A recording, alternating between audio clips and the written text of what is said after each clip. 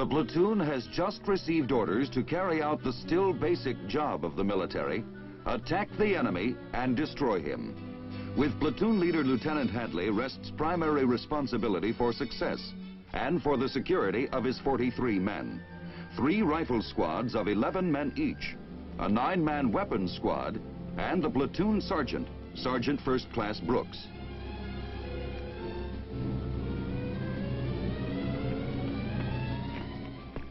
Take over, Sergeant. I'm going to get the attack order. As soon as you reach the assembly area, recheck the ammo. And make sure the men clean and check their weapons. Also, be sure the men you post as security stay alert. Now, we should move prior to 10 o'clock.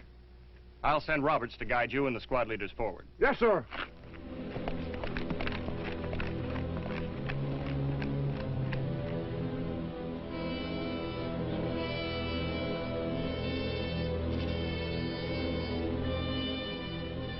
Captain Weber's D Company has been assigned to clearing the enemy from a strongly defended ridge as part of a renewed assault by the division. The attack begins at 1000 hours. We will attack with 2 platoons on line and 1 in reserve. The first platoon will attack to seize the southeast portion of the ridge here. Lieutenant Hadley, your 3rd platoon will attack and seize the left portion of the objective. And be prepared to continue the attack to seize the high ground here on order. You have a frontage of 300 meters on the line of departure from this trail junction. Now, your left flank is open. An ambulance will be in the vicinity of the 2nd platoon. Aid station and company distribution point will remain in the same location. Emergency signal to shift indirect supporting fires, green star cluster. Initially, I'll be with the 2nd platoon. The time is now 0736. Any questions? Sir, could we have the artillery mark the last round on the objective? Yes. Carter, make sure your artillery people mark their last round.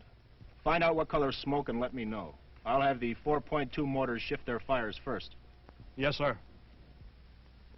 Any other questions? No, sir. No, sir. Well, that's it then. I'll be at my OP at 0815 for final coordination.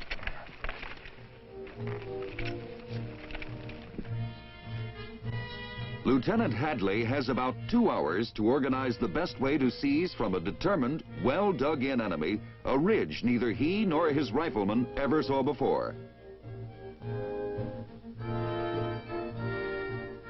The formidable task becomes manageable by following 6 vital steps. The first, with no time to lose, is begin planning.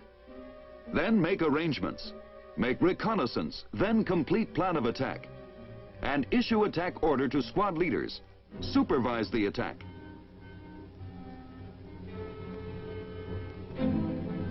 First Lieutenant Hadley decides how he will allot his time.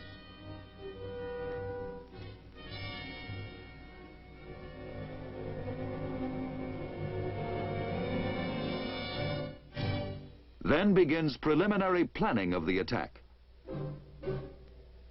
After arranging to meet with the squad leaders and coordinating plans with other platoon leaders, it's time to study the battleground.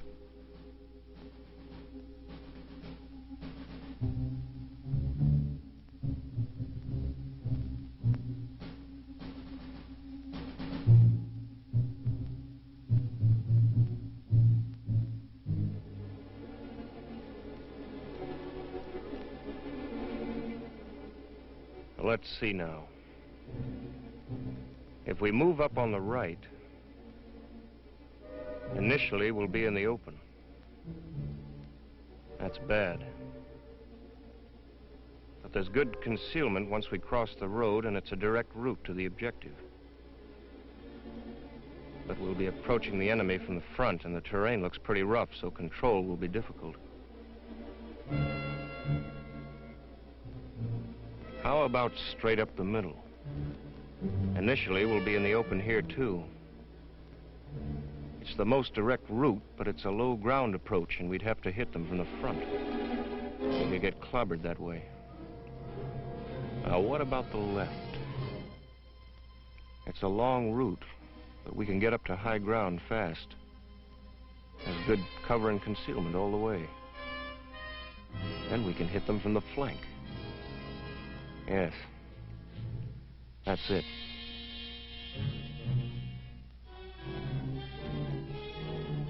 With his attack plan formed, the lieutenant briefs his squad leaders, first by showing them the terrain, then by issuing his detailed attack order.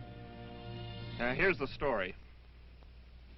The enemy holds the ridge with an estimated reinforced rifle platoon. They're well dug in. Our company will attack with 2 platoons abreast to seize the ridge. First platoon on our right will seize the southeast portion of the ridge. Our left flank is open. Mortars from the Combat Support Company and direct supporting artillery will begin preparatory fires and smoke at H-5. 81 millimeter mortars in general support will begin preparatory fires at H-2. Our platoon will attack at 1000 hours to seize the left portion of the objective, 900 meters to our front. We will cross the line of departure in platoon column and move along this route. First squad, weapon squad minus 1 machine gun, second squad, third squad. 1 machine gun will support the attack initially from a position in the vicinity of the OP. We will assault from the right flank of the objective with 3 squads followed by the rocket launcher team. Both machine guns will support the assault from this knoll. Sergeant Jackson? Lieutenant Hadley now spells out the job of each squad to Sergeant Jackson of the 1st Squad, Sergeant Harrison of the 2nd Squad, Sergeant Leonard of the 3rd Squad, and Sergeant Corelli of the Weapons Squad. The rifle squads are divided into 2 5-man teams, the smallest unit. The weapons squad packs 2 machine guns and a 3.5-inch rocket launcher, or bazooka. The tentative assault line is at the base of the objective, about here. Initially, I'll move at the head of the weapons squad minus. I plan to be with the 2nd Squad during the assault. Sergeant Brooks, you'll move at the head of the 2nd Squad. Follow the 1st Squad in the assault.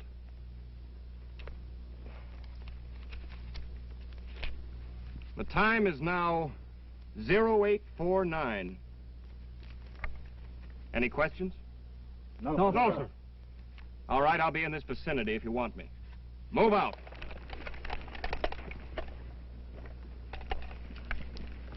Sergeant Brooks, when you get back to the assembly area, check the number 2 machine gun and make sure the barrel's been replaced. Have the men move out by 0940. Yes, sir. Now let's get rid of this.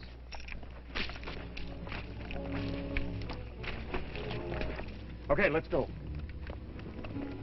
The lieutenant has left his squad leaders ample time to form their own plans and instruct their men before the platoon moves out at 0940. At H-5, the artillery opens up.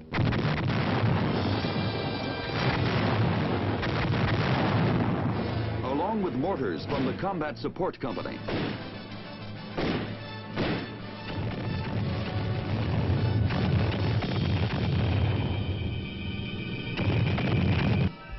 At H-2, D Company's 81 millimeter mortars go into action.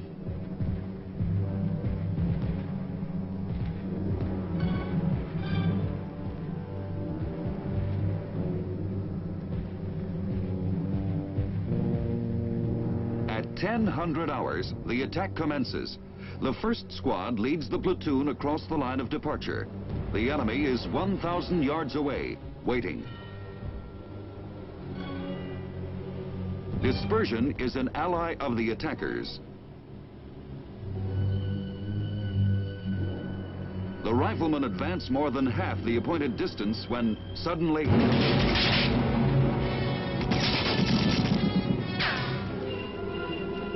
First Squad's Alpha team returns fire while the rest of the platoon takes cover.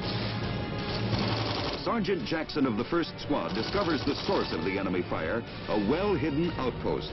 He believes that the platoon cannot continue attacking until the resistance point has been eliminated, and his squad cannot do the job by itself. He radios his report to Lieutenant Hadley.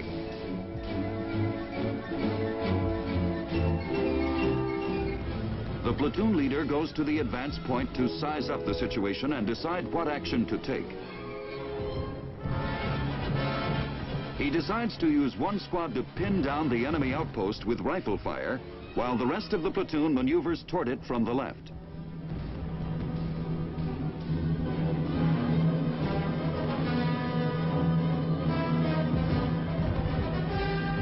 He radios his orders while the platoon sergeant and all squad leaders listen.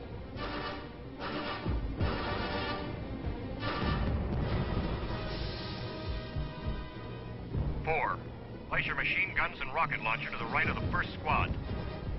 5, stay with the fire support, but displace forward and rejoin the platoon as soon as your fires are masked.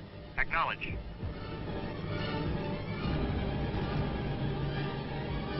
Hadley then instructs the mortar forward observer to have his fire shifted to the outpost.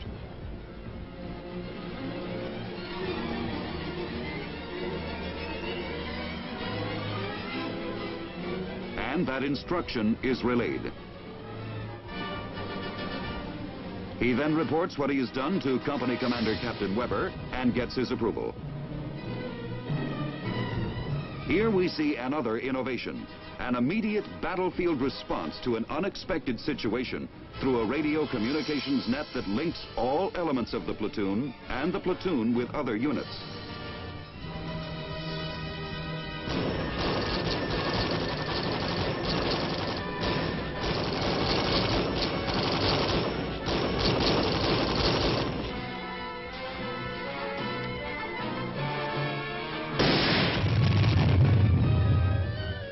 Behind the metal screen of supporting fire, Lieutenant Hadley leads the rest of the platoon to close with the enemy.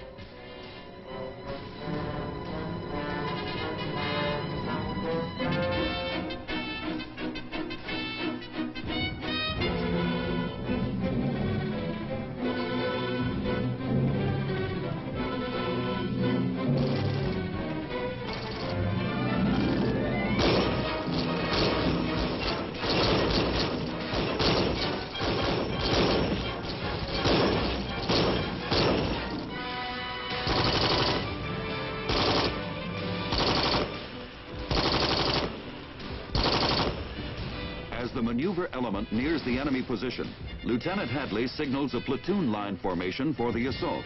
Assault fire is characterized by volume, accuracy, and violence of action.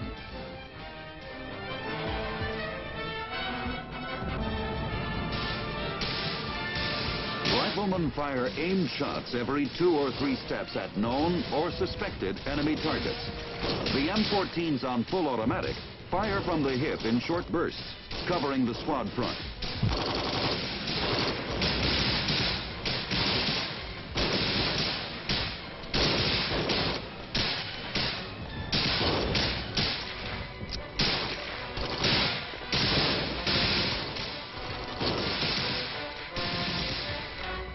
For personal protection, the riflemen wear body armor.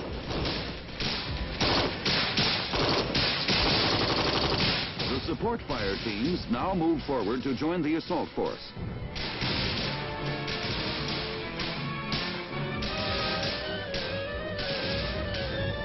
And the enemy outpost is taken.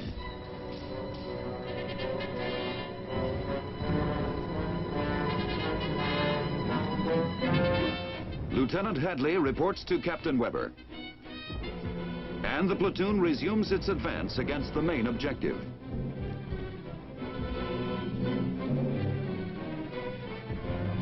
Enemy artillery and mortars have other ideas. When an attack force is hit by such fire, it must move quickly through or around the impact area.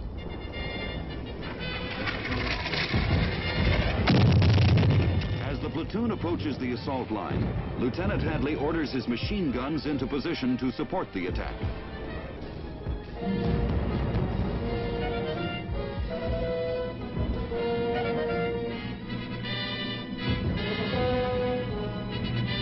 Once again, he orders the platoon line formation for the final assault.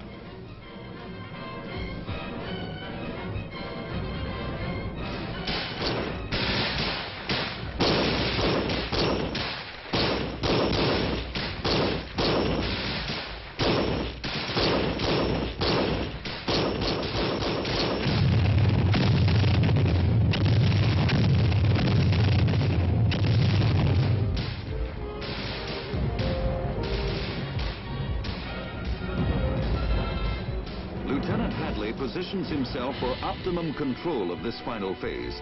Full control, as we have seen, is an earmark of today's infantry operations. It is the antidote for the nemesis of battle since the dawn of history: confusion.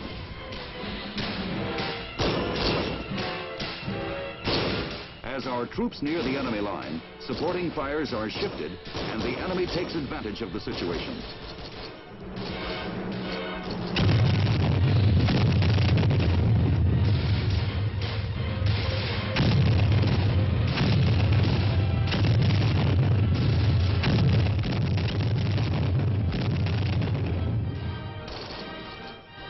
These are today's riflemen in action.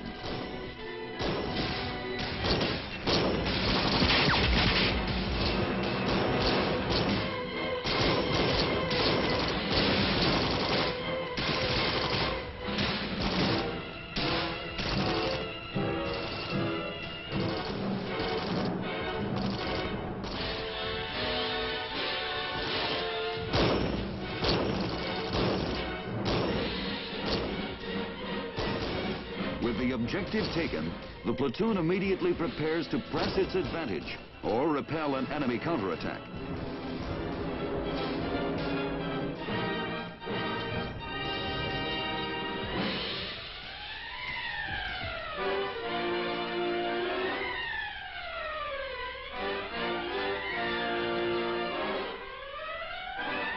This is where the tradition of American riflemen stands today, carried forward by great advances in weapons, training, and tactics, but still relying on the same character of the men.